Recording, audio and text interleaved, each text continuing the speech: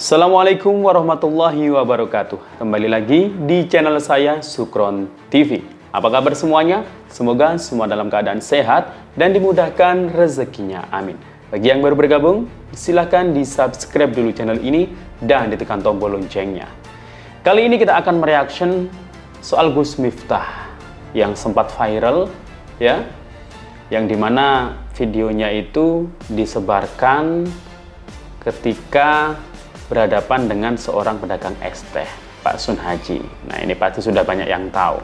Baru-baru ini Pak Sun Haji ini menangis meminta kepada Pak Prabowo, ya, untuk menolak pengunduran diri dari Gus Miftah.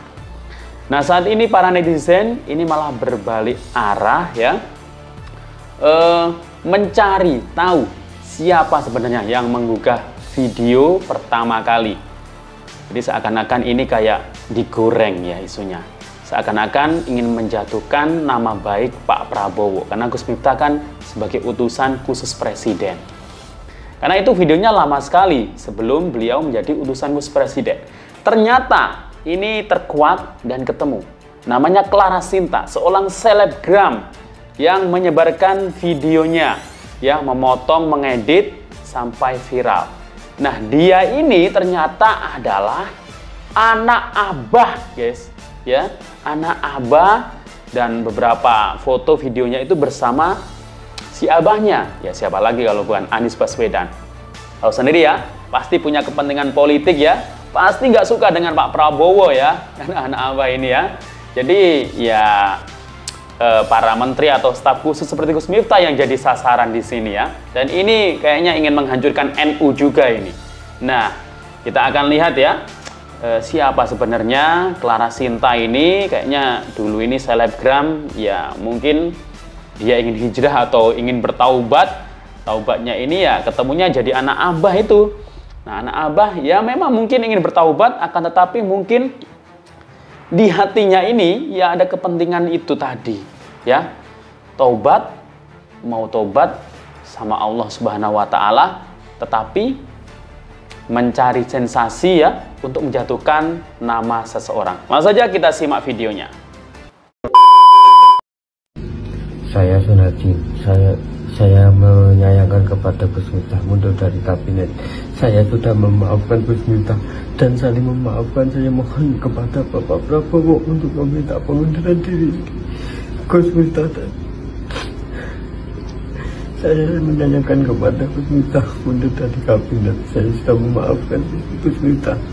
Saya mohon, saya minta dan memaafkan. Saya mohon kepada Bapak Prabowo untuk menolak pengunduran diri Gus Miftah. Ini dia yang pertama posting tentang Gus Miftah sampai viral.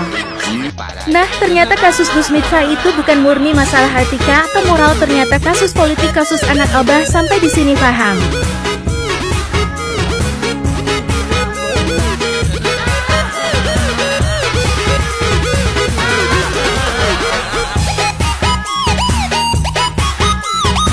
Nah, ini nih bacanya yang bikin gara-gara. Nih kasus Gus Miftah itu saya bilang dari awal bukan kasus tentang moral atau etika atau apa, bukan. Ini pure masalah politik, bro. Ternyata pemainnya itu adalah anak abah. Ini orangnya. Oh.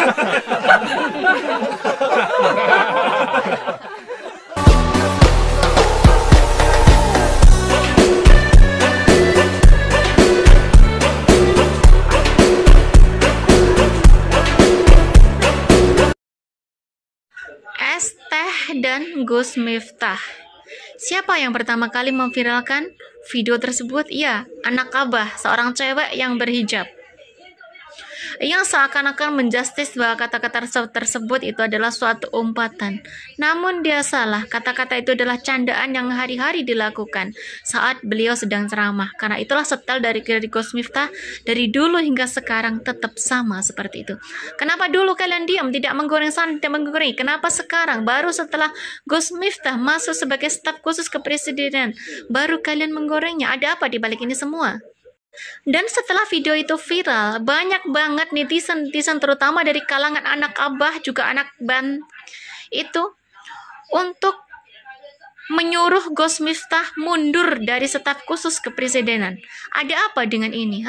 Apakah kalian ada unsur untuk menggantikan Gus Miftah dengan yang kalian inginkan? Hai anak Abah. Kepada Pak Prabowo yang terhormat, tolong tolak pengunduran diri Gus Miftah sebagai staf khusus kepresidenan. Kami rakyat Indonesia tidak rela apabila Gus Miftah sampai diterima mundur dari staf khusus kepresidenan. Karena sosok Gus Miftah lebih dibutuhkan di NKRI ini daripada anak-anak Abah. Masalah Gus Miftah dengan penjual es teh ini tolong di stop. Kalau tidak di stop, maka para konten kreator ini semakin menghayalnya sampai ke langit, bos. Mendadak punya hutang semua. Contohnya ini, Mas. Gus Miftah tolong katain saya goblok biar saya bisa lunasin hutang-hutang saya. Ada lagi, Gus Miftah tolong katain saya goblok biar saya bisa lunasin hutang-hutang saya. Parah. Makanya tolong di stop biar hutang-hutang ini tidak keluar semua, bos. Ada lagi, Gus Miftah tolong hina aku biar cepet kaya dan bisa melunasi hutang-hutang saya. Hutang lagi. Buat Pak Miftah, tolong dong katain aku goblok biar aku bisa lunasin hutang-hutangku. Gus Miftah, tolong katain saya goblok biar bisa lunasin hutang-hutang saya. Ada lagi. Gus Miftah, tolong katain saya goblok biar saya bisa lunasi hutang-hutang saya. Makanya saya mohon biar tidak bertambah orang yang punya hutang ini, bos. Segera hentikan cerita ini. Hentikan.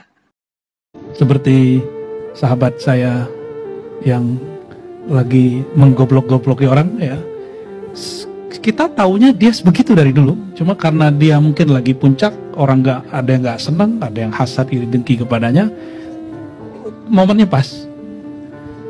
Tapi antum coba bayangkan betapa hebatnya nih orang dengan satu kata GOBLOK itu orang sekarang jadi jutawan. Berarti dia nih punya keramat juga nih ya. Ya, luar biasa juga tuh orang. Wallahu a'lam bishawab. Jadi jangan khawatir dengan komentar orang yang bikin kita selalu terbentur untuk berkarya, selalu terbentur dengan kata orang. Ya, yang mesti kita pertimbangkan itu kata orang yang mengerti. Kalau orang mengerti, negur, itu baru masukin ke hati. Tapi kalau orang nggak ngerti komentar, cuekin aja. Ya, la ilaha illallah, tiada yang berbuat kecuali Allah. Ya.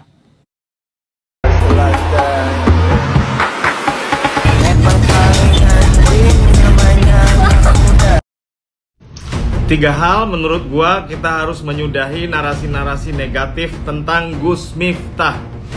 Yang pertama adalah tak lama sesudah viralnya video terkait dengan penjual es teh, Gus Miftah langsung mengupload video meminta maaf. Bahkan Gus Miftah juga mendatangi rumah penjual es teh manis tersebut. Di pertemuan itu, Gus Miftah menyatakan meminta maaf kepada penjual es teh manis, dan penjual es teh manis juga sudah memaafkan. Jadi sebenarnya udah clear lah, Gus Miftah udah meminta maaf, penjual es teh udah memaafkan. Jadi gua rasa udah nggak ada lagi yang perlu dipermasalahkan. Yang kedua, Gus Miftah sudah mengundurkan diri. Dalam konferensi persnya, Gus Miftah menyatakan mengundurkan diri dari jabatannya sebagai utusan khusus presiden. Yang ketiga adalah seperti yang kita tahu, penjual es teh manis sudah banyak mendapatkan donasi, bahkan mendapatkan umroh beserta keluarganya. Jadi menurut gua, sudahilah narasi-narasi negatif tentang Gus Miftah. Jangan juga kita berlebihan dalam menghakimi orang. Jadi stop ya untuk menghakimi berlebihan kepada.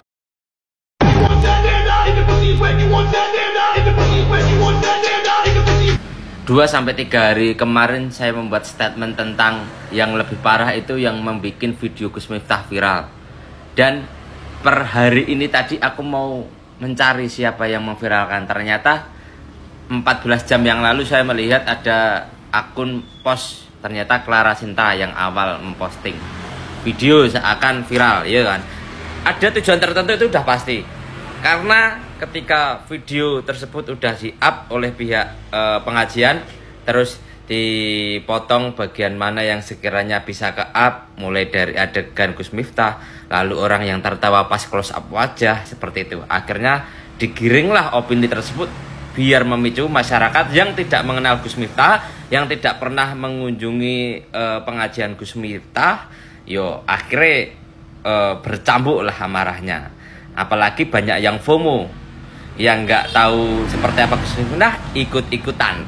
Dan sekarang banyak yang pro karena banyaknya klarifikasi, banyaknya video yang tersebar, semakin jelasnya video panjangnya dan lain-lain.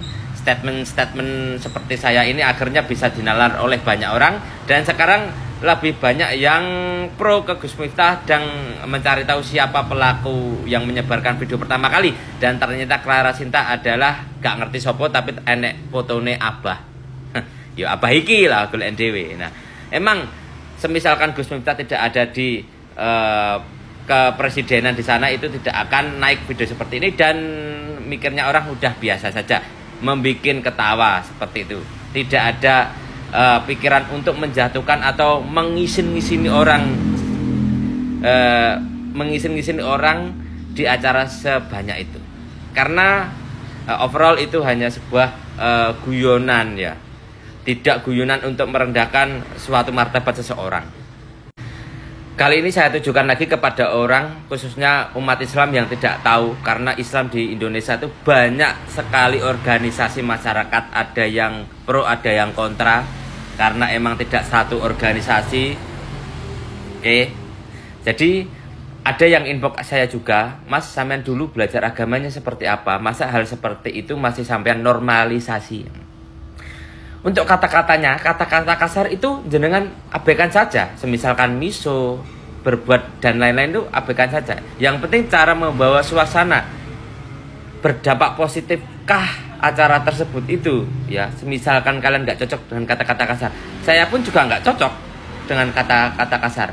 Apa Presiden Jancukers, kata-kata jancuk itu saya gak nganu lah, meskipun itu kata-kata persahabatan ya. Tapi saya tidak pernah mengkritiki. Yo wis emang nganune ngono.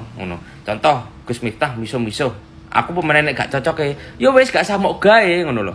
Bencing iso gawe ya to kaya Gus Miftah. Ngono kuwi wis mempertimbangkan apa sing diucapne. Ngono. Terus yo jek enek maneh lho, Mas kuwi delok to ngajine nggir endi.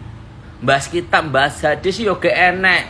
Gur ngomong lah, wong sing gak iso nampa apa sing disampaikne Gus Miftah yo sing ya dikiranya cuma cerita tok. Padahal ketika kita menyampaikan kehidupan sehari-hari, di sana ada vibe positifnya apa yang diomongi. Contoh ini, bocah saiki beda kayak bocah mbiyen. Bocah saiki diseneni gurune ngono wis muring-muring ya to, wani nyentak gurune, wis dikandakne nek wong tuane langsung lah kayak ngono. Terus Gus Miftah ngomong, lah bocah mbiyen iki ora ngerti kuwi ora bener, ya wis diperbaiki. Ora malah wani nesuni mbek guru. Kuwi ngono tok iku sebenarnya ning hadis enek. Kuwi lek diwacane ayat-ayat sing angel-angel ngantuk kowe ngelu malah sisuk ora teko nek pengajian. Enek klarifikasine Gus Miftah ketika ditekoki murid ngono kuwi. Kok sampean kata-katane kasar, ternyata dituduhno. Mari ngene tak stit nih kan. Iki delok stit Clara yang 1 juta. Apa? Cangkeme bakul es teh Praroro. Ini bakul es tehnya kenapa kamu di sini? Kayak sing mburi mulai moro kabeh kae. Iya kowe, iya kowe. Ha iya kono.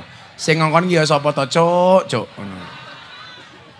Bakul es teh itu harus optimis. Cepat atau lambat pasti cair. Yaudah ini syukurane Pak Prabowo menang sing bakul es teh tak tuku kabeh. Sana didum bakul es teh sana dibagi. Sana, yang bakul es teh, yang bakul es teh. Sana Mas, belakang sana.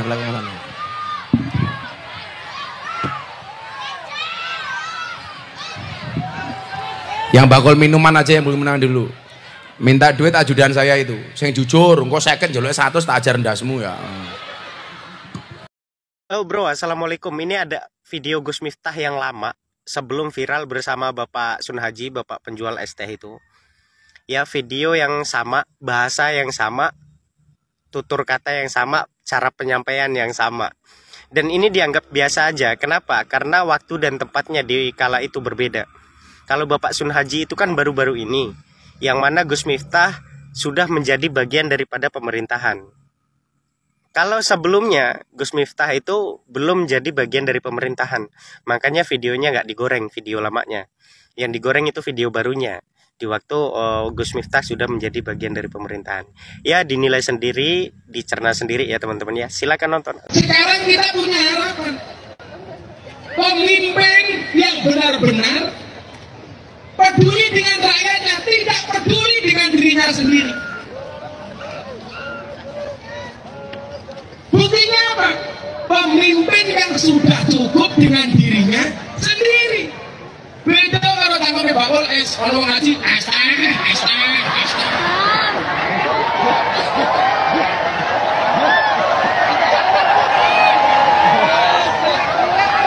Gak apa-apa deh, silakan jualan. Es teh masih nggak? Masih, biasanya dijual goblok.